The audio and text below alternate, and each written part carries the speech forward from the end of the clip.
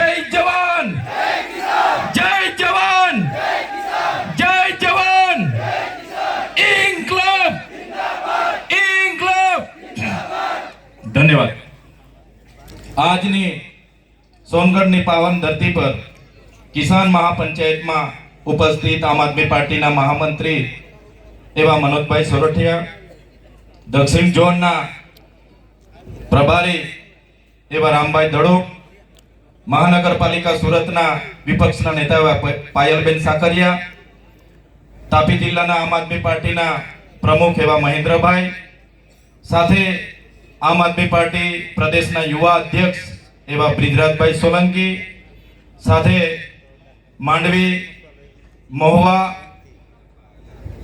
માંગરોળ, વ્યારા, નિઝર તમામ વિધાનસભાના પ્રભારીશ્રીઓ, તાલુકાના પ્રમુખશ્રીઓ અને મંચસ્થ ઉપસ્થિત તમામ મહાનુભાવો અને મારી સામે મોટી સંખ્યામાં અહીંયા ઉપસ્થિત થયેલા વડીલો, યુવાનો, માતા બહેનો, ભૂલકાઓ, મીડિયાના મિત્રો, પોલીસ કર્મીઓ, તમામ લોકોને આ ચૈતર વસાવાના જોહાર વંદન કરું છું, નમન કરું છું.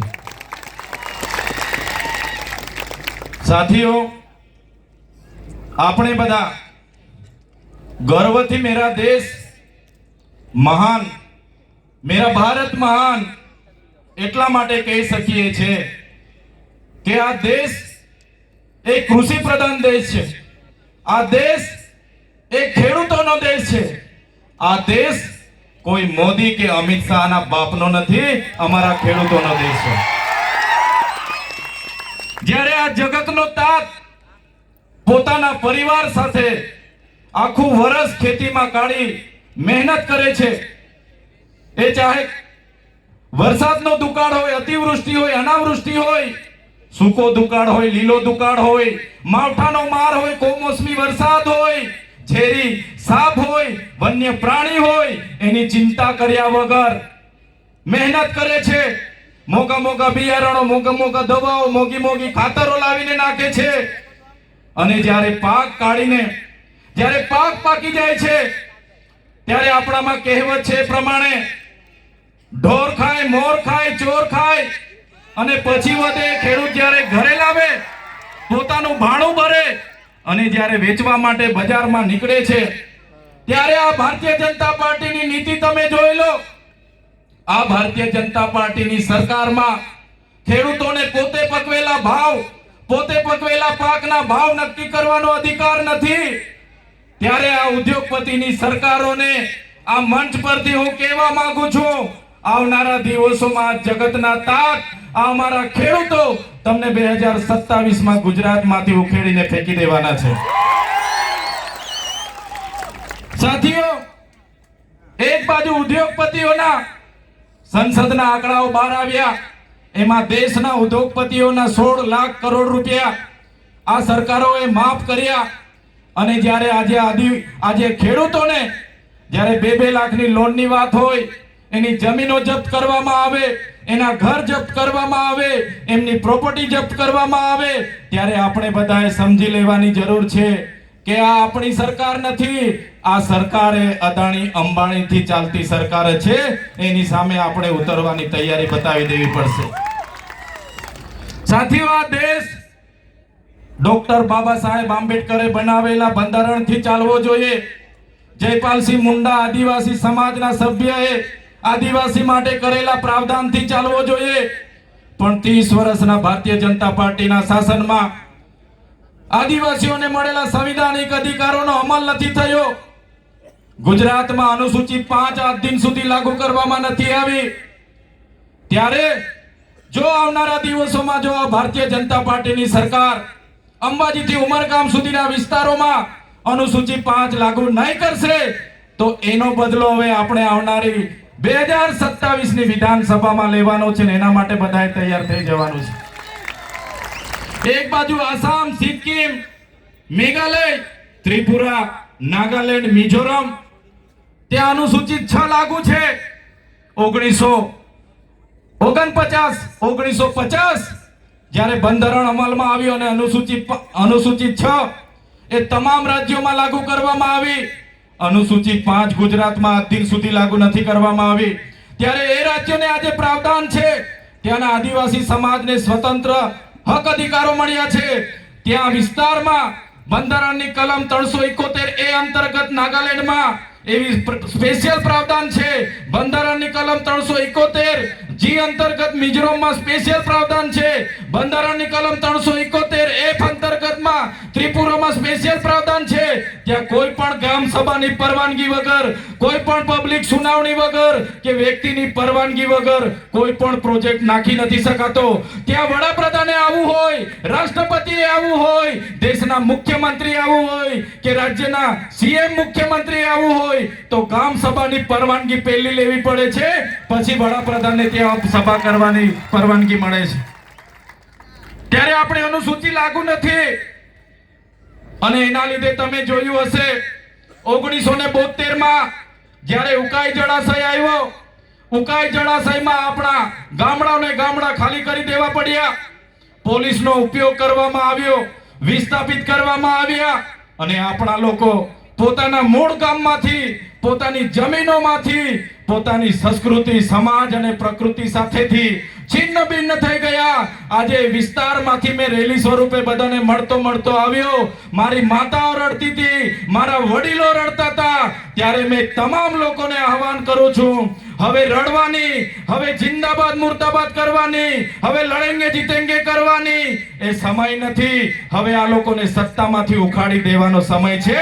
બધા તૈયાર થઈ જાઓ. સાથીઓ, આ સોનગઢમાં ડોસવાડામાં જ્યારે વેદાંતી કંપનીને 10,000 કરોડના MOU ગુજરાત સરકારે કર્યા, ત્યારે હું ધારાસભ્ય નહોતો, તો પણ આ લડાઈમાં અમે કાયમ લડવા માટે આવતા હતા. આપણા યુવાનો પર ખોટા કેસો કર્યા અને આપણી લડત એટલે સુધી ગઈ, ભલે યુવાનોને કેસ કર્યા, યુવાનોએ જેલમાં જવું પડ્યું, આજે પણ તારીખો ભરે છે, પણ મારી સોનગઢની જનતાને હું અભિનંદન આપું છું. આપણી બધાની લડતથી MOU રદ કરવા પડ્યા આજે અને ડોસવાડા પ્રોજેક્ટ આજે અટકીને પડ્યો છે. ત્યારે સાથીઓ, અહીંયા માંડળમાં ટોલ નાકું બન્યું. એ ટોલ નાકું જ્યારે બનતું હતું ત્યારે પણ આપણે વિરોધ કર્યો. આપણે કીધું કે તાપીના જેટલા પણ લોકો છે એમને ટોલમાંથી મુક્તિ આપવામાં આવે. ત્યારે ચૂંટણી આવે એટલે અહીંના સાંસદ, અહીંના ધારાસભ્ય ગામડે વચનો આપે કે અમને જીતાડી દો, તમારા ટોલ અમે મુક્ત કરાવી દઈશું, અને આજ દિન સુધી એમણે ટોલ મુક્ત નથી કર્યા. ત્યારે તાપી જિલ્લામાંથી આપણે ભાજપને મુક્ત કરી દેવાના છે.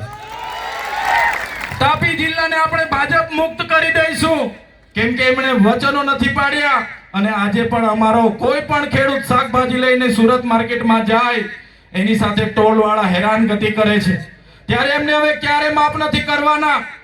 તમે સામે જોઈ લો, JK પેપર મિલ, CPM. આ CPM જ્યારે આવી ત્યારે એના મૂળ માલિકોને વિસ્થાપિત કરવામાં આવ્યા.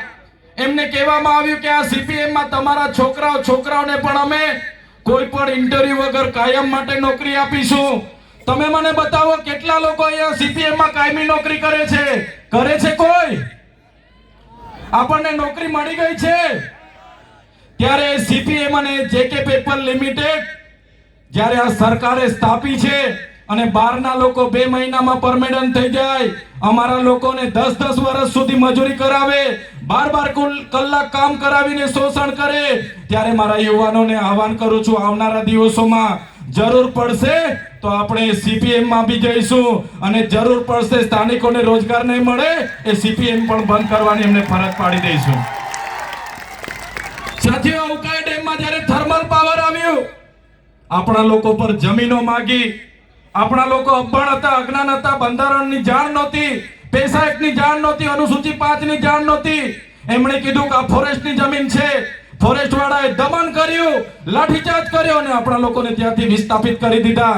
થર્મલ પાવરમાં એવી બાહેધરી આપવામાં આવી કે આદિવાસીઓને જ આમાં નોકરી આપીશું, અને આજે થર્મલ પાવરમાં આદિવાસીઓને નોકરી નથી આપી, બહારના લોકો આવીને અહીંયા રાજ કરે છે. ત્યારે મેં સરકારને કહેવા માંગુ છું, આવનારા દિવસોમાં જો થર્મલ પાવરમાં અમારા સ્થાનિક લોકોને રોજગારી નહીં મળશે તો તમારો થર્મલ પાવર પણ બંધ કરવા માટે તૈયાર થઈ જજો.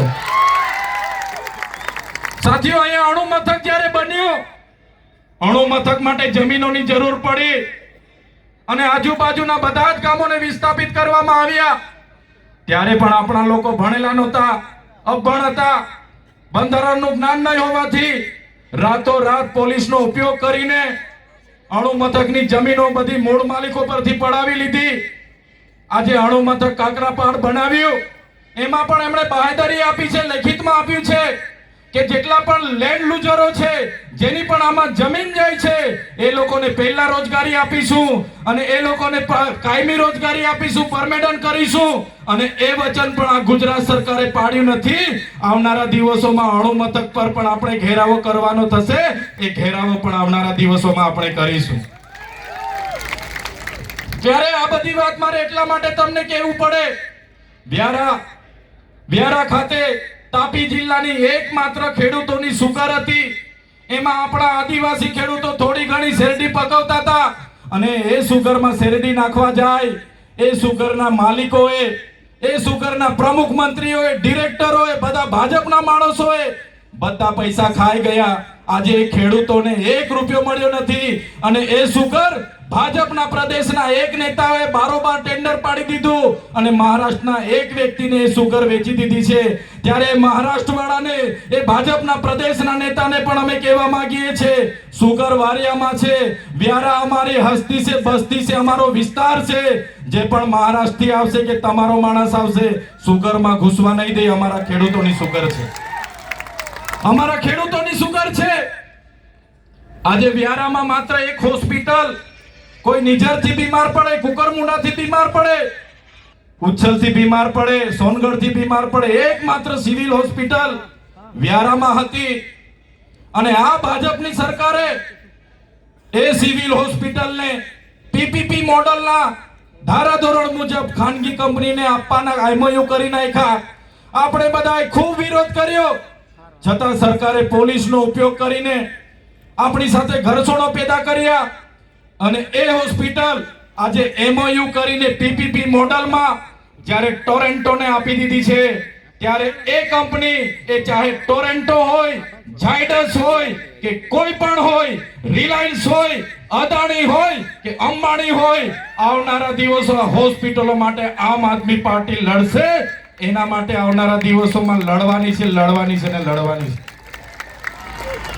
ત્યારે સાથીઓ, આ બધી વાત એટલા માટે તમને કરવી પડે કે આટલા બધા અન્યાય આપણી સાથે થતા હોય, અત્યાચાર આપણી સાથે થતા હોય, દેશના વિકાસમાં આપણે આટલું બધું યોગદાન આપ્યા છતાં આપણો વિકાસ નહીં થતો હોય, તો હવે આવનારા દિવસોમાં યુવાનોએ જાગી જવું પડશે, વડીલોએ આગળ આવવું પડશે, આમ આદમી પાર્ટીના બેનર નીચે આવવું પડશે, અમારા જેવા આગેવાનોના સમર્થનમાં આવવું પડશે.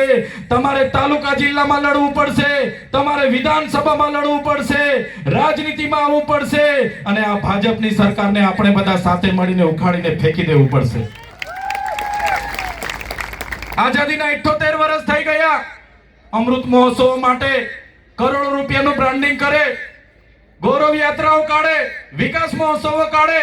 અહીંયા શાળાઓમાં શિક્ષકો નથી, શાળાઓના ઓરડાઓ નથી, દૂધ જ્યારે આપણી મહિલાઓ ભરે એના યોગ્ય ટેકાના ભાવ નથી મળતા, ખેડૂતોને કાચા માલના ભાવ નથી મળતા.